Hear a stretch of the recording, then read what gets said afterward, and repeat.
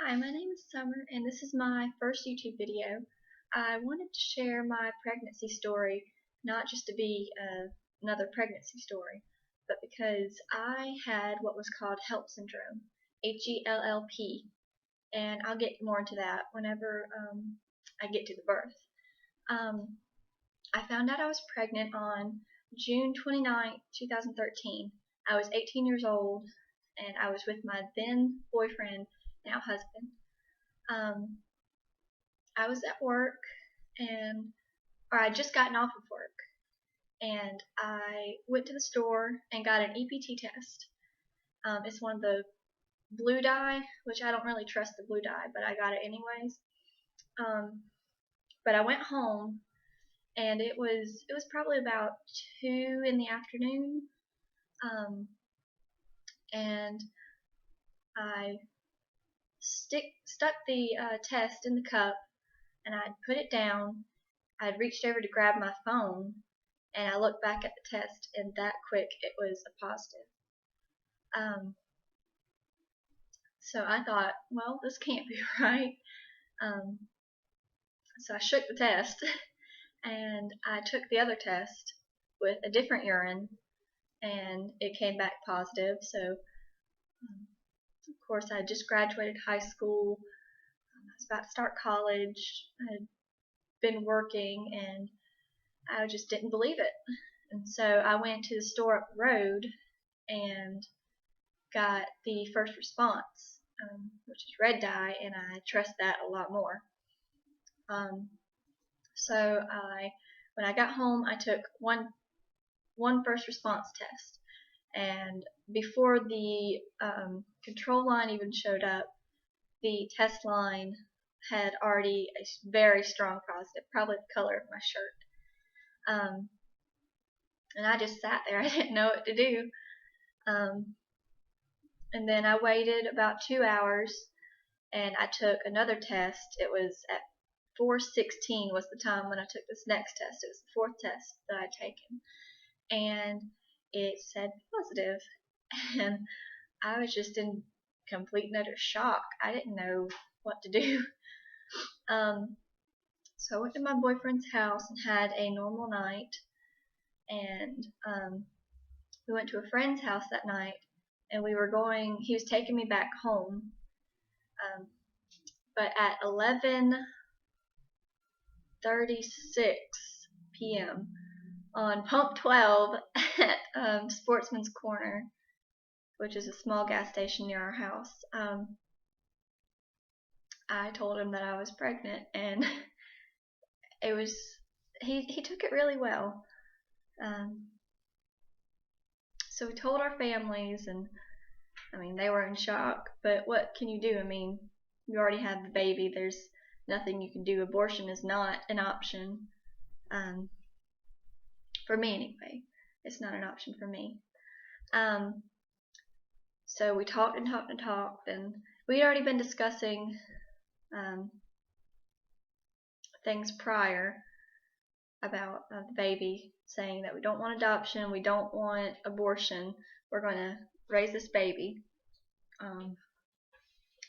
And so we got married on July 22nd, 2013, and we had our first sonogram on August 10th of 2013, and all the way up until August 10th, I was still in denial.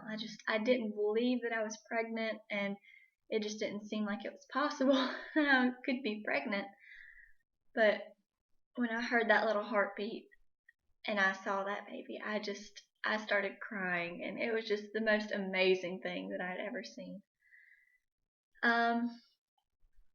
I started out weighing 118 before I got pregnant, and I weighed that until I was about 4 months. I didn't gain any weight. And then in October 30th, the day before my 19th birthday, I found out that we were having a little girl, and we named her Aiden Grace. And let's flash forward a little bit to New Year's Eve. We stayed at a friend's house to watch the ball drop, and at 4:30 that morning, I started having contractions, and I was thinking, oh, it's just Braxton Hicks, because by then I was 31 weeks, I believe, and they weren't very close together, but they were pretty painful. So I ignored it. I drank water. I tried to eat, but every time I tried to eat, I just felt really sick, and I couldn't really drink that much, even though I forced it. And by the time it was about 8:30 at night, I was just in pain. It was constant. It was every 2 or 3 minutes. And at 9:30 that night, my husband and mother-in-law, we were living with his parents because our house was getting renovated. So they rushed me to labor and delivery, and I was there. I wasn't dilated any, but they said that I was in a pre-labor, but the baby couldn't come out, of course, because I wasn't dilated. And so they gave me a shot, 2 shots to stop contractions, and they gave me IV fluids to rehydrate me because I was a little bit dehydrated. And about 2:30 that morning, on New Year's morning, we were able. No, it was the 2nd of January. We were able to leave the hospital. We had a flash forward. It's Valentine's Day. I go to my doctor's appointment. We just had this major ice storm. It was down in the south. We aren't used to snow and ice, and it was the biggest one we'd had in a long time. And my grandma took me to my doctor's appointment because my husband was working, and my mother-in-law had just gone to Atlanta because we didn't have any power at the house, so she went to Atlanta to go do some stuff. And my weight had increased about 5 pounds within a week, and they said that just didn't sound right, especially because I eat enough to support the baby, but I didn't eat a lot. And my blood pressure was elevated, and so the doctor told me that there was protein. It was 3 or 4 plus protein in my urine, and that's not supposed to be there. And so they said that they would admit me to the hospital just to kind of get that protein under control and just to monitor my blood pressure.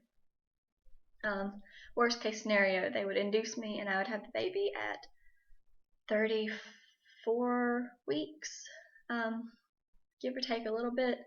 We never got my due date correct. They would go from the 3rd of March to the 20th. That's how much it ranged. So there's no telling how far along I really was. So I was admitted on Valentine's Day. What a great way to spend your Valentine's Day, isn't it? And I got my blood drawn at 5:30 that afternoon, and then at 5:30 that morning they came back in and drew some more blood. And I woke up around 8 o'clock when they brought me my breakfast, and something felt right. I didn't feel, something just felt wrong. And I ate, I think, 3 bites of a muffin, and the doctor came in at 9:15 and told me that my liver enzymes had spiked. I can't remember the number. I know it's from like 40 to 120, and that's in the thousands over 12 hours. And my red blood platelets, or was it white? It's one of the blood platelets, was really, really low. Hellp syndrome stands for hemolysis, elevated liver enzymes, low blood platelets. And he told me I had Hellp syndrome with severe toxemia, which is the preeclampsia. So I was like, okay, well, we can start getting induced just whenever. And he said that this is so serious right now. This is one of the most serious cases of Hellp syndrome that we probably don't even have a day or two to save both you and your baby's lives. And so they opted for emergency C-section. They said they would let me decide between emergency C-section or to try to be induced. And of course I was crying. That was not my plan. I was still early. I was scared that her lungs were not formed, and so we went with C-section. And they gave me magnesium, and it made me really, really, really hot. I felt like I was like, it felt like hell. I was burning up. I was sweating. I felt like I needed to throw up. I was so hot. So we called everyone, and they gave me an epidural, which is easy. It's so easy. An epidural spinal block is what it was. It was so easy though. And they started the surgery at 11:51 in the morning, and since my blood pressure was so high, it was ridiculously high. I don't remember what it was, but they gave me the epidural, and it made my blood pressure drop really low. And since I had eaten that morning, it made me throw up. But after that, I felt fine. They gave me something to raise my blood pressure back up, and I felt fine. And at 12:23, I heard the most adorable scream in the world, and I never knew I could cry tears of joy. It was amazing. She was beautiful, and she was healthy, and she weighed 5 pounds 8 ounces and was 18 inches long, healthy as could be, and screaming at the top of her lungs. So she didn't have to go into the NICU. She came right to my room after they got me fixed back up and wheeled me to my room, and it's amazing.